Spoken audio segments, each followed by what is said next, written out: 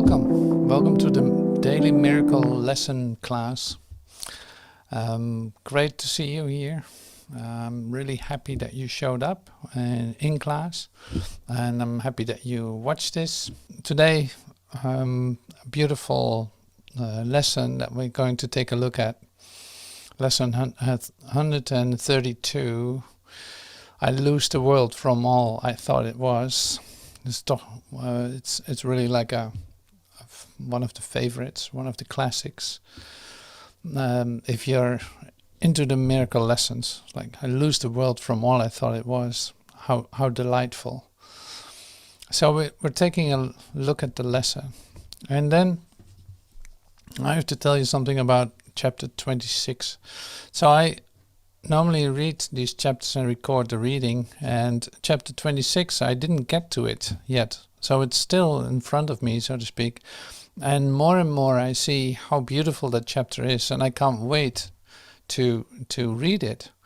But it always happens just naturally. It's like suddenly I find myself doing it, and that has still not happened.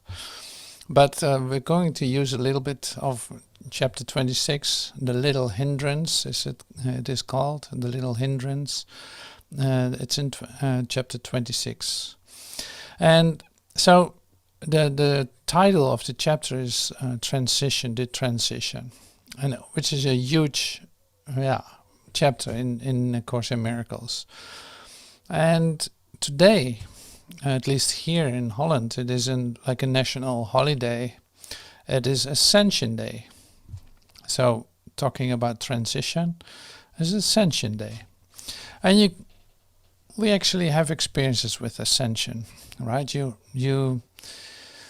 you were in class, say, or with the music session a couple of days ago, you know what I'm talking about. Like the moment that things are just happening by themselves, suddenly it's like there's a transition going on. There's something happening. There's something happening that you cannot put your finger on, but it's like joining as one mind in the light that is present, and seeing that by losing ideas that you need to do something else, you just are present. That's all. So that is a very short for ascension or transition. It's like becoming completely present, not wanting to go anywhere. So in order to hear what is being said and to hear what is given to us today, we have the tendency, or we practice literally becoming still. So that's what we're doing now too. So like, let's become still first before we do anything. Let's just relax and give up the idea that something needs to happen now, or it needs to lead to something, or we need a certain effect, or we need to anything, No, this doesn't work that way. So becoming present is the practice. Letting things go so that your consciousness is not preoccupied with something, but it's just open and receptive and alert and vital, like it's alive. So what we do mostly too is then becoming aware of your breath, to relax, make sure that there's no tension in any of your body, just sitting relaxed, with straight back, sitting on the edge of your seat, or however you do that, or deeply relaxing, reclining in your chair, however you do that. Like you probably have your favorite prayer chair or contemplation chair, or maybe you have pillows, and when you sit in bed you have some pillows behind your back, so that you're comfortable in completely, say, surrendering into the moment and becoming present. However you do that, that's all fine. But it's essential to do it in order to become still, to be still, and to listen and to receive what's been given. So it's like an activation of mind. It's not a relaxation doesn't mean that you fall asleep. No, it's really like becoming more and more alert, so that you start to hear with your whole being, with your whole energetic system, with your whole light body, if you want. So all centers are opened. Whatever you need to do for that. Sometimes a little movement can help, or shaking yourself loose, or dancing a little bit.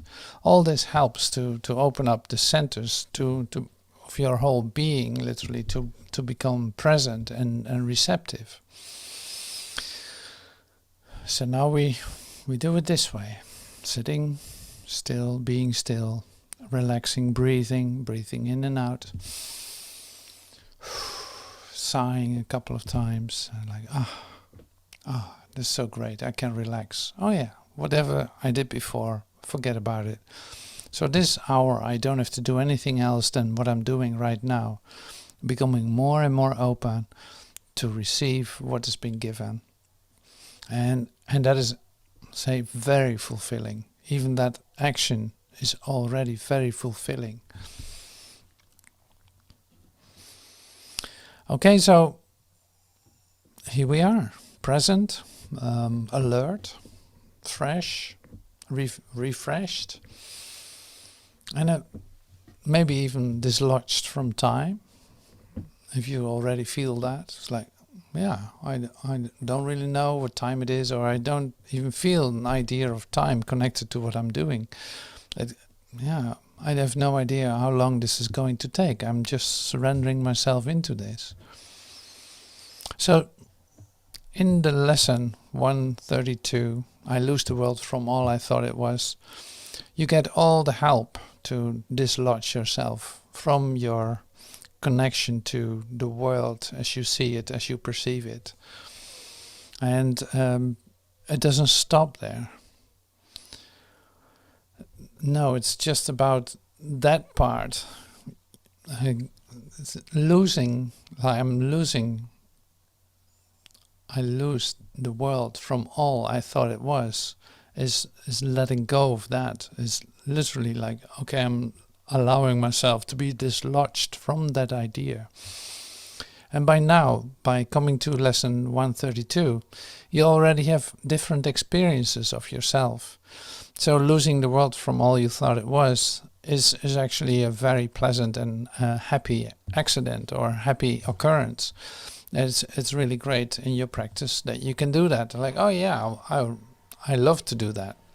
So it's not anymore that you're, afraid of it, or like as if something is going to be taken away from you. Not at all. Just dislodging yourself from that part. You dislodge yourself from the idea of your perception, in fact. Like, I forgive myself my perception. Or, mesmerism, illusion. I forget about what I'm thinking about stuff here. Thinking about what I think the world is, which is just my own reflection of what I think about it. So I lose the world from all I thought it was. It becomes a really happy exercise. So we will read through this a little bit. Some of the paragraphs I will read, and then chapter 26, the transition, the Little Hindrance, is also connected to aspects of this lesson. So I'm starting with lesson 132, and this is in the Urtext on page 351, sorry. And it starts off like this. I lose the world from all I thought it was. What keeps the world in chains but your beliefs? And what can save the world except yourself, with capital S? Belief is powerful indeed. The thoughts you hold are mighty, and illusions are as strong in their effects as is the truth. A madman thinks the world he sees is real and does not doubt it, nor can he be swayed by questioning his thoughts' effects. It is but when their source is raised to question that the hope of freedom comes to him at last. Okay, so this is already like a totally full paragraph. So it holds all aspects of your, say, attachment to the ideas that you hold. Like, what are you seeing, but what are you seeing reflected? Literally, what are you perceiving, but your own ideas and beliefs? You know? So where does it originate? In you. You start to see that you're the source of what you're seeing.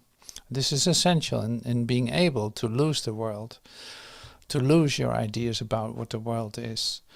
So, and then it is when once you know that you're the source of it, you also see that all insanity or madness that you see comes from that same place. And yeah, you want to give that up, because what you see is not really like the reality of what you are. No, it's just ideas that you hold about yourself. And even though you might not understand that at this point completely how this works, you can still practice it and feel the relief of not having to, say, to protect this world, or not having to defend yourself about the ideas that you perceive. So I think that is the great power of where we start to hear about in this lesson 132, because it's more like you start to literally consider your fundamental beliefs about what you see, about what you think that you live in, or about what you think that your world is. So that starts to shake a little bit. The fundament under it is going to be shaken, which is a joyous occasion. Yeah, like I said, by now, after coming through all these lessons, having practiced so many things, like, well, mention any lesson. Like, how many great lessons did you already read? There's nothing to fear. I'm surrounded by the love of God. You name it, love created me like itself. All these lessons are all comforting you, assuring you that there's something else than the world that you perceived, than the world that you made up. So, and since this is a spiritual path, it's a spiritual exercise, in fact, it is connected to spirit. It is not connected to defending worldly beliefs. And that makes it different. And that opens also a door to, say, to spiritual experiences that have nothing to do with this world, but are coming to you in, say, as a revelation, or a moment of release, or a miracle that you experience, a holy instant that you, say, encounter, that you go into. See, and it comes to everyone in different ways. I don't know if that's in this lesson or in the text. Yeah, I'll read it here. This is in paragraph.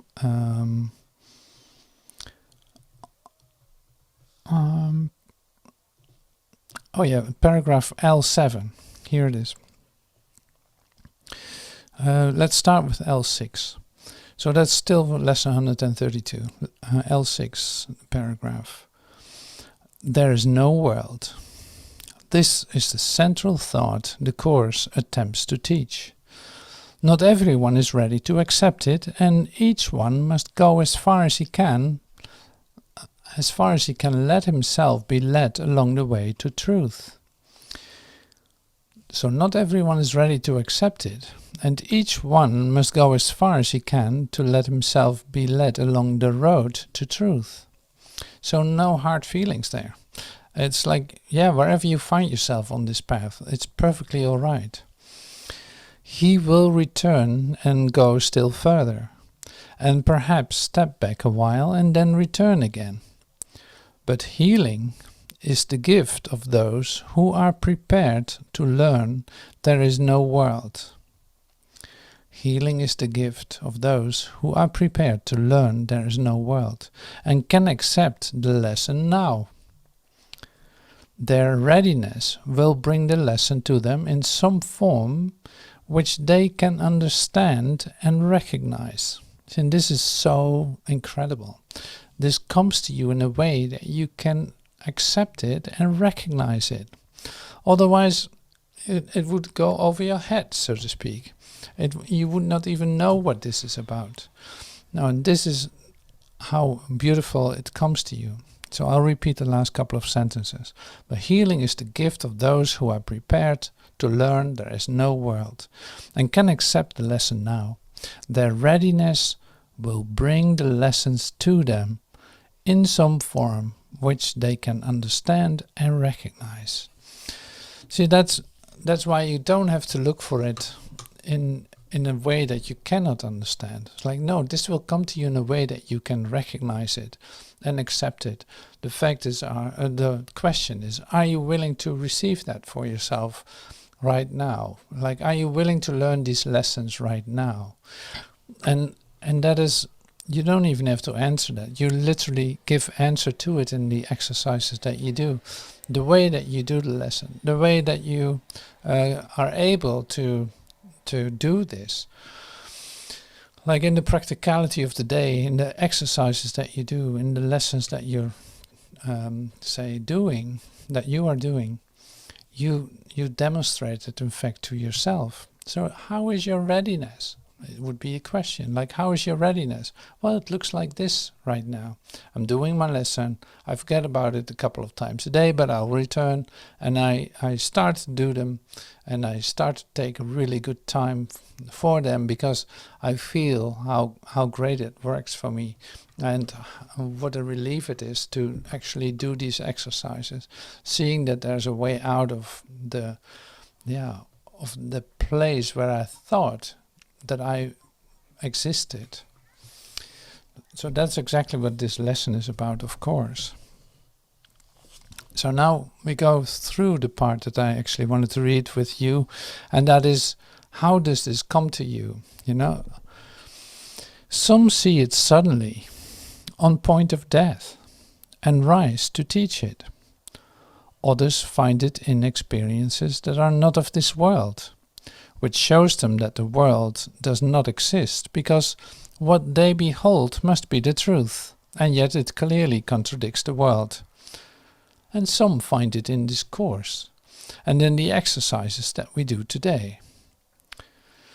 So that is the three different ways that it can come to you.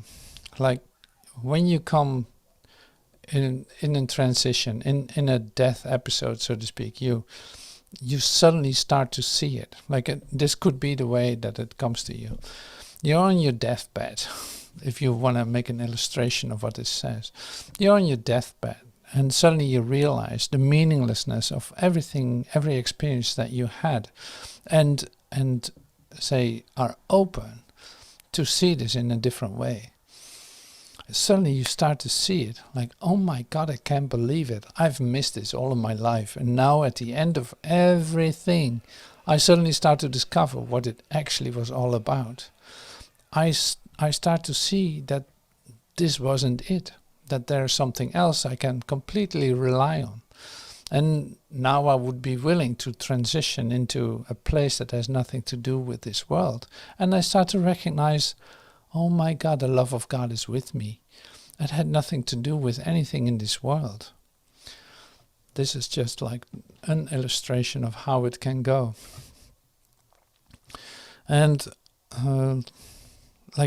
you get your examples. You know, probably you know people where this happened to. Like I remember my teacher having this episode. Like he literally was on his deathbed. He had cirrhosis. And he was on his last day. Suddenly something came to him, literally, like he was literally being presented with the idea, are you going to teach the truth, or are you going to die? That was really something that occurred. Like there must have been an angel at his bed asking him these questions, something like that. And he stood up and walked out of the hospital and has been teaching that for 30 years. So teaching healing continuously. So for me, personally, it is like I suddenly had an experience of out of this world. hearing the synchronicity of the whole universe for just a moment, for just a blink, but it was like it had nothing to do with this world. It was like a bright light. I suddenly entered into it. And that has shaken my whole life upside down. Suddenly I saw the futility of this place and didn't know how to relate to it anymore. And that was the start, say, of my journey. And here it says, as another illustration, some receive it by doing these exercises, by going through these exercises and saying, oh yeah, oh lovely, step by step it becomes more and more clear that that there's a whole different reality besides of what I think is my reality. And I start to distrust my old beliefs. I start to see like, no, that cannot be it. There must be something else, because it was too painful for me to stay in this world. I didn't want to have anything to do with it anymore, and there must be something else. So you have asked for it, and this is the answer that has been given to you. So by doing these exercises on a daily basis, you sink deeper into an experience that is not of this world, and you start to recognize your reality in what you are. So that is how it can come to you. So it's interesting that it's in this lesson. But I love this. I really love this, to share this with you. So here about the world. The world is nothing in itself. That's L4. The world is nothing in itself. Your mind must give it meaning. And what you behold upon it are your wishes, acted out so you can look on them and think them real. Perhaps you do not think you make the world, but came unwillingly to what was made already, hardly waiting for your thoughts to give it meaning. Yet in truth you found exactly what you were looking for when you came. There is no world apart from what you wish, and herein lies your ultimate release. Change your mind on what you want to see, and all the world must change accordingly. That's a beautiful rhyme. Change your mind on what you want to see, and all the world must change accordingly. You can repeat that for yourself. You can make a little tile of it.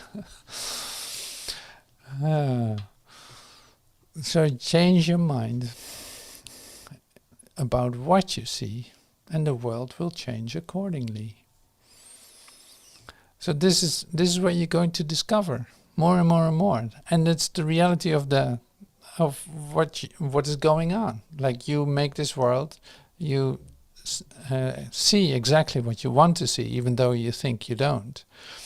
And by changing your mind, you will see it something else. Like, yeah. So we're going into that later on too.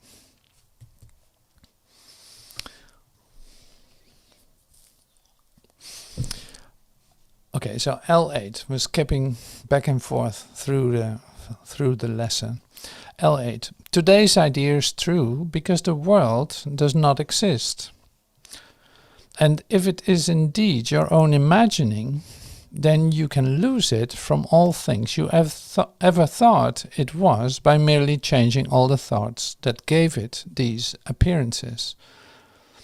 The sick are healed. Some examples. The sick are healed as you let go of all thoughts of sickness. The dead arise when you let thoughts of life replace all thoughts you ever held about death. So the dead arise when you let thoughts of life replace all thoughts of you ever held of death.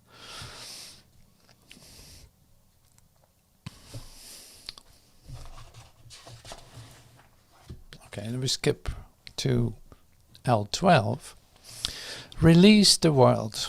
Your real creations wait for this release to give you fatherhood, not of illusions, but as God in truth. God shares his fatherhood with you, who are his son, for he makes no distinctions in what is himself and what is still himself. What he creates is not apart from him, and nowhere does the Father end, the Son begin as something separate from him. There is no world because it is a thought apart from God, and made to separate the Father and the Son, and break away a part of God himself and thus destroy his wholeness. Can a world which comes from this idea be real? Can it be anywhere? Deny illusions but accept the truth. Deny you are a shadow briefly laid upon a dying world. Release your mind, and you will look upon a world released. See, this goes on, and which is great. It's like, oh, yes, so great to read this, because it helps you to see what is true about you and what you can let go of. Like, you're talking here with an expert in ascension. It's Jesus talking to you. He's an expert in ascension. He actually demonstrated ascension and becoming free of this world. Did he lose anything? No. No, he gained. And he, at the same time, he took you with him. He liberated you. He released the world by doing this. And now he asks you to do the same, to have this in your awareness as an opportunity to, in fact, experience the ascension that he demonstrates.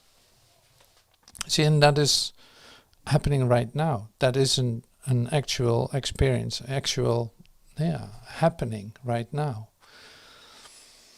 It does not happen another moment. It is not something that's going to happen in the future. No. So all that we do, all the exercises are really about the present. It is happening now. It is happening now. It is not happening another time. It is not like, oh, I first have to learn this and this and this. No. It is happening right now. So I think that was in this lesson too. Let me see if I can find it, because like it only teaches. Yeah, here at L3. Here in the present is the world set free. So that's another great line to keep with you. Not to affirm it or something, but it's more like, oh yeah, let's not forget about it. It is only happening right now. It is that we don't do this study for the future to become a better spiritual student or something. No, this is about realizing that is actually taking place right now. That is actually taking place here and now. And being open and receptive and, it's like starting to listen to what actually is being shared. There's a real opportunity for you to actually come into the experience of this. And because that's the offering. That is what is given. That is what is demonstrated. I lose the world from all I thought it was, and choose my own reality instead. See, and your own reality is not the one that you imagine. No, you choose your own reality. You enter into this moment to actually experience what is present with you right now, here in this moment. And you don't have to make that up. That is what is present. The rest is not present. That is so funny, isn't it? What I'm saying is like, yeah, that is actually really funny.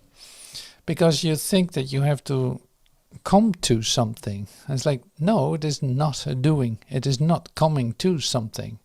No, it's allowing that what is to be. That is such a difficult thing for a human mind. You will not be able to grasp that, but you can experience it. So that's where the exercises are, pointing at continuously. So that's why it's good to realize we're not working to get a certain result. It is happening now. It needs to be realized in the moment. And that is going to be given to you, not by your doing. No, it's going to be given to you. See what listening means? Can you actually hear what I'm saying? It's like you don't need to do anything for it. So the listening then is really in allowing that to be your reality. It is already present. Can you see that you put something in front of that? So there appears to be a little hindrance to accepting this. Well, that's the great bridge to chapter 26, the transition. And the chapter that we're going, or the part of the chapter that we're going to read is the little hindrance. Like, what is that? That is in between. I can actually see it now. Like, there is something that needs to get out of the way for me to experience the present. But what is that little thing that is, what is that? Because you feel that it's not like you can push a button and then it's gone. No, there's something really in the way for you to experience the present. It appears that way. So what do we need to do to get that out of the way so that you can fully step into this incredible, complete, whole, fulfilling moment in which you realize that you're one with God? So there are a couple of things you will see. There are a couple of things that are beliefs. So because we discover in lesson 132, it's like you have to deal with your beliefs. Your beliefs are in the way of, they create the world that you want to see. But it has nothing to do with the present. It has to do with the world that you want to create, that you want to see. So there's something to discover for you there. So the little hindrance. Yeah, like for myself, when I feel this, it's like I cannot wait to start reading it. But I don't know if it works. We'll see. Wow. A little hindrance. So you felt it. And that's why I started this. Like you felt it, the little hindrance. You feel that. There's this little hindrance. So when we start reading now, it talks about this little hindrance that you're actually feeling. It is present here. The little hindrance. A little hindrance, it's on page 240 of the Urtext, chapter 26, the transition. The little hindrance. A little hindrance can seem large indeed to those who do not understand that miracles are all the same. But teaching that is what this course is for. That there is no order of difficulty in miracles. Not one is harder than the other. The release of one obstacle is harder than the release of another obstacle. Or an idea of sickness is not harder than an idea of war. Or you name it. Like there are no differences in the miracle, in miracles. As an example, it could be like whether healing a cold or a cancer would be the same idea. It's the same. It really doesn't matter. Or yeah, you come up with examples yourself too. It's like all the things in which you perceive differences, where you think like, well, this is a lot harder than that.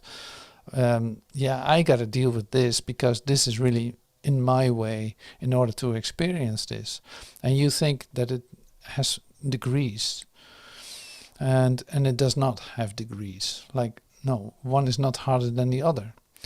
A miracle is total. It doesn't work with degrees. It is a shift, and we can take another look at the principles of miracles.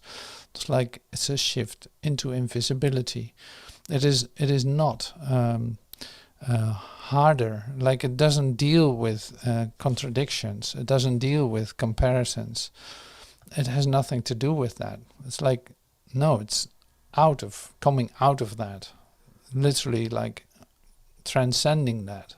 It is entering into an holy moment, into an holy instant in which you recognize your connection with your brother. So in fact it is you allowing yourself to be present here and now. You allowing yourself to love your neighbor as yourself. It's like, don't think of these things as something difficult or abstract or anything. It's like, no, this is so natural for it to happen. You know that when you are open and receptive and allow love to flow, so to speak, allow yourself to be, that there are no differences, that there are no comparisons to be made, and that you are present in it. You don't want to miss a minute of it. So it's like you want to be there. You want to be present. So, and then it's whatever appears to be in the way has no differences. It's not, one thing is not harder than the other. What's in the way is just in the way, and it can be gone. You can decide to let it go, and then it's gone. Because you don't want to miss a minute of the presence, even though it's timeless. Like, you don't want to miss it. You don't want to miss a moment of an experience of total love. You don't want to miss a minute of it. It will attract all your attention. It will make you of it. Yeah, it shows you that you are present in that love, and that you recognize that too as what you are.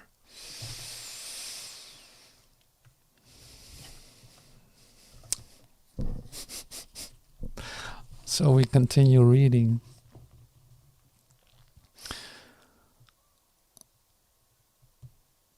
So Little Hindrance can seem large indeed to those who do not understand that miracles are all the same.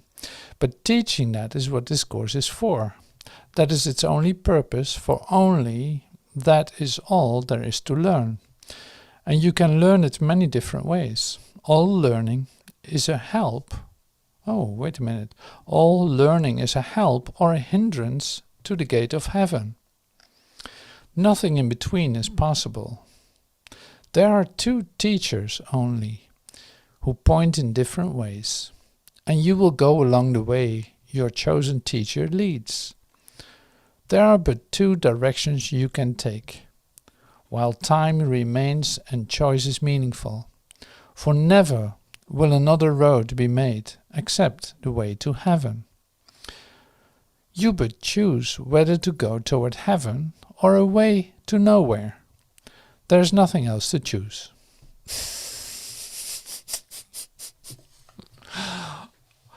See, it's great. So no questions, right? There's no question to be asked. It's like there are only two directions. One is leading to heaven, and in fact everything is leading to heaven. One is just a delay, and the other is going straight to it. So that's, to which teacher are you listening? Are you listening to the teacher that tells you to not go that direction, but take time to step into a detour? Are you listening to the teacher that tells you that there's danger in the world, and that the world is really important, and that you need to find your way in the world, thinking that is like the biggest thing for you to do, to really get something there and become someone there? Or are you listening to the teacher that says, I lose the world from all I thought it was. I want to be in a state of mind we call heaven. I want to be loving. I want to be who I truly am, in fact. It's like, yeah, all the attributes come with it. Joy, happiness, connectedness, fulfillment, purposeful, complete trust, peace, a sense of home, light, love, completely forgiving. See, this is what the one teacher is teaching. Completely forgiving. Determined not to be distracted by anything. Persevering in that. Connecting with the heart. In all that you do. No exceptions. So you'll immediately discover too what the other teacher is teaching. It teaches you of attack, protect yourself, secure yourself, insure yourself, defend yourself, You name it. You know this all. So one is a delay. The other is straight, leads you straight to heaven, to the gate of heaven. And why do I say the gate of heaven, not to heaven? Well, that has to do with the idea that all that you perceive in this world is based on perception, on an idea that there is such thing as differences. So when you come to the place where that is forgiven, so to speak, when you come to the gate of heaven, perception ends. It has no continuation. Like, why would you need perception when you enter into a consciousness that is whole and perfect and complete in itself? Then there's no such thing as perception anymore. Like, perception is only needed to perceive differences and conflict. And you need it in order to compare or to analyze. You know, it's like your sensory system. To protect yourself. That's why you need it for. So it's all very obvious. So it's really, you go from natural man to spiritual man. Spiritual man doesn't need his senses. It doesn't need eyes and ears. It doesn't need, all that. Because there's nothing to choose between. There's nothing to distinguish. There's nothing to protect against. You know, all these things make total sense when you look at it. So this is what we see then. The little hindrance is really, in fact, your belief in that this world is going to bring you something, that you need it in order to survive, or that you, otherwise where would you be? Like, at least you have a place.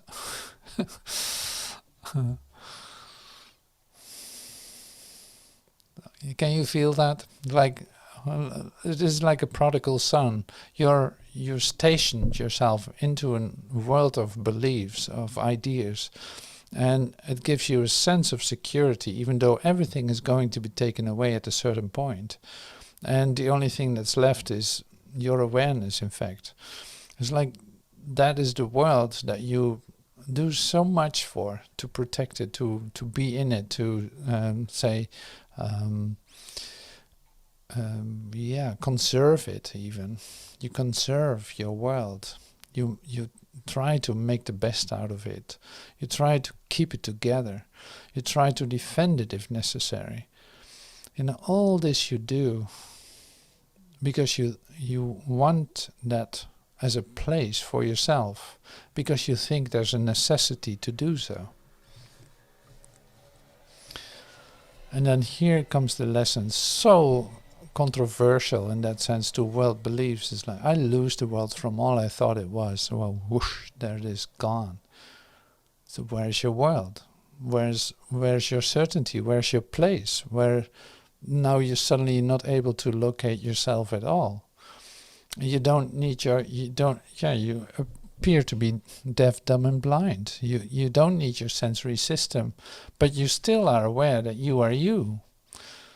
That will still stay right here. So by letting all these beliefs go, you actually enter deeper into being present here now, because there's no future to go into. There's no past to look at. There's just now. Feeling that connection with your creator, and knowing that that's like having that revealed to you, that is everything to you.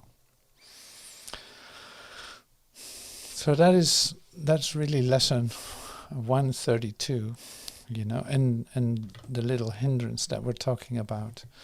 Like, it becomes actually really clear when we're reading this, and what is given us in this moment to understand it, to actually see it, and it actually makes sense. You know, it's like, it's even logic to see it like this, and you see that you have a choice in that.